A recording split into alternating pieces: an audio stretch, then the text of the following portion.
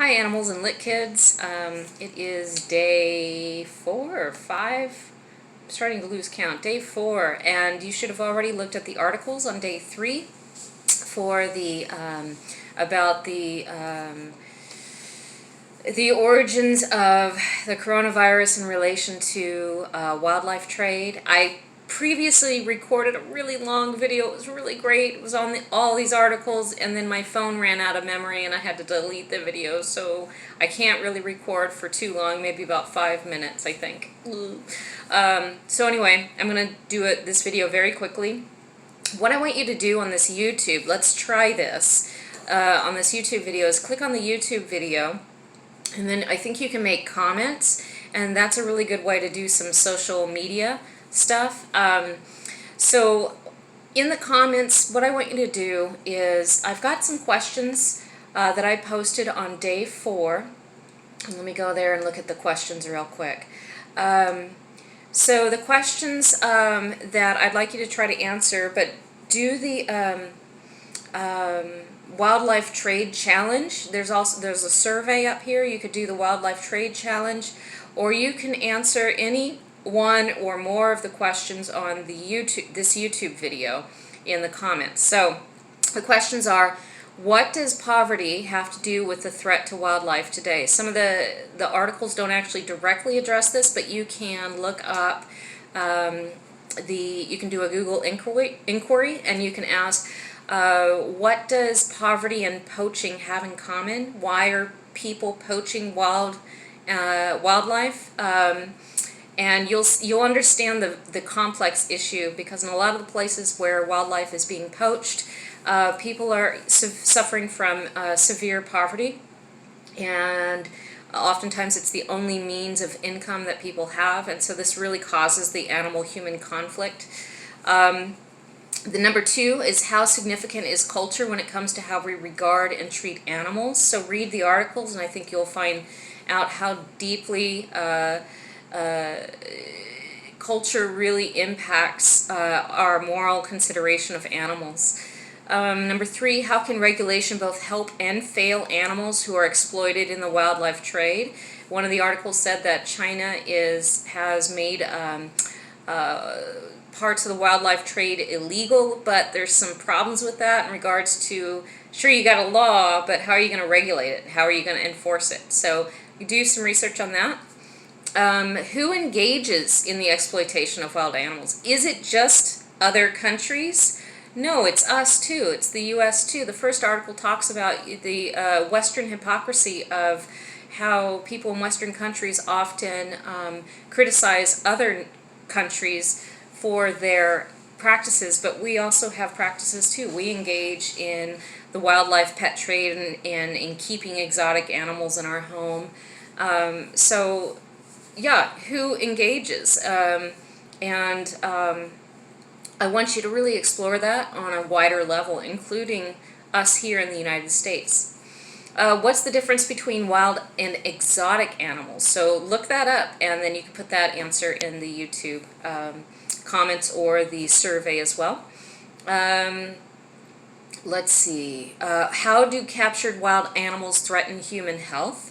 So after you read the articles, you can do even further research and see how the wild animal trade actually affects our health.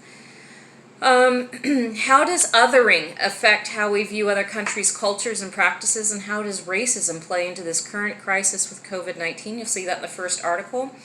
Oftentimes when we other people, othering is looking down on other cultures or peoples because they're different from us, and so we don't see the value of their paradigms or their ways of thinking because they're not our own. So we have to be very aware of our discrimination towards others because of how we view them, and how sometimes when we view other people or other cultures, it's only because they're different from us, and we have to always see from the perspective of the other in order to avoid discrimination, racism, bigotry, all that. So think about that.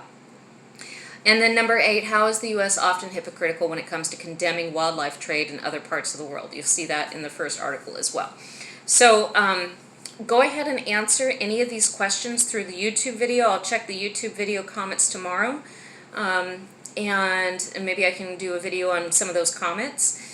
And then I'm also going to look at the survey. So if you answer any of the questions on the survey, I'll go ahead and report some of those answers on the survey. Please make sure that if you do take the survey, that you put at least your first name, because I'd like to just mention your first name in regards to your answers, and I will comment on your answers.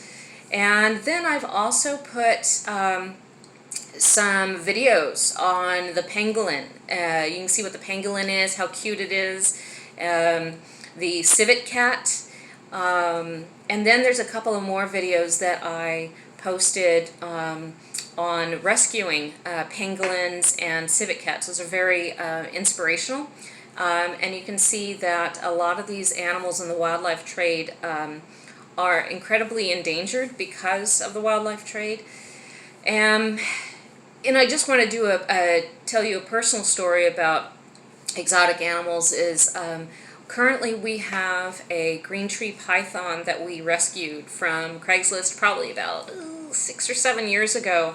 At the time, my partner wanted to be an exotic animal veterinarian, and so that didn't work out. So we've had chameleons, we've had snakes, we had an iguana, and after the whole vet thing didn't work out for him, we stopped getting animals because he wanted to learn how to raise them and take care of them. But so now we have a green tree python, and I don't know if the python actually came from the wild or if he was bred domestically, meaning bred here. But we're taking care of him and feeding him mice and stuff, which is hard for me. I just let my partner do that.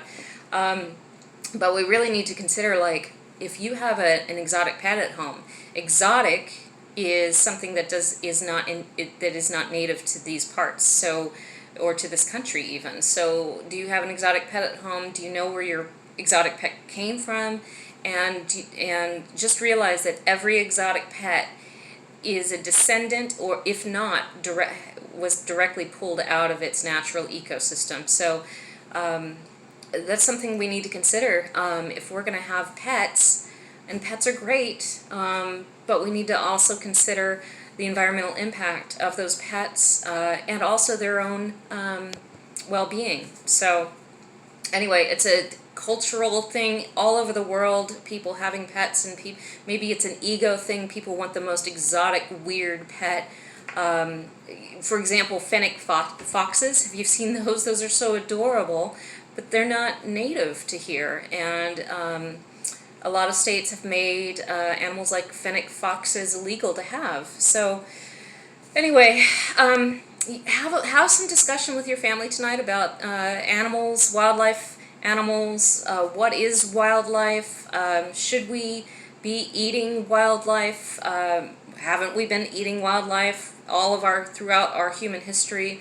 There's so many questions, and if you want to bring up any questions or answer any of the questions I posted on today's post, please do so on the YouTube video down below and on the survey, the Google survey. I'll show you my green tree python later, but for now, go ahead and make sure you read those articles. And also, one more thing completely different from the animal thing. I just got my Census 2020 online request through the mail. If you don't know what the census is, I'm going to post some videos. I know it doesn't really have anything to do with animals, but it does have everything to do with democracy. So I'm going to post a couple of videos and informational articles on the census. So if you or your parents got the census request, I would highly recommend that you fill that out online. It's very simple, and it's actually in the Constitution that it has to be done. It's I can't tell you how important this thing is. So anyway, but I can show you in videos down below. Anyway, so tomorrow there may not be a video, or there may be a video, but I'll put something up for tomorrow. Maybe some more wildlife stuff or something like that. Okay, I'm going to end the video before I run out of memory. I hope you guys are all doing well. It looks like 4J has sent out a survey for technology. So if you and your parents have received that survey, look through your email. It should be through your Synergy email too, but your parents might have received it.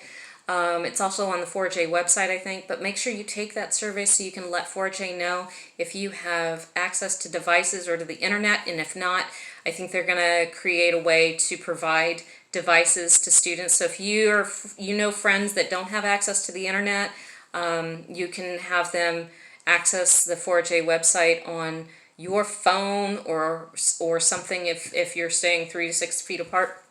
But that technology survey needs to be taken so we can get online classes rolled out. It's going to be called, I think, supplemental education. I don't know what the details are, but it's just really fascinating how we are just going with the flow here. It's insane and crazy. Okay. Thank you all for contributing to the content, to filling out the surveys. I've been reading your answers. I've been reading what you've been writing, and I'm really glad that you're getting some practice in and actually just engaging in some educational activities. So thank you. And if you're seeing this and have not yet filled out a survey or done anything, go ahead and go through the days. Look through all of the lessons that I've been posting. Fill out the surveys for this video, make some comments based on the content of the articles from day 3, and the questions are on the day 4 posting. Okay. Whew. Have a fabulous day. We'll see you later.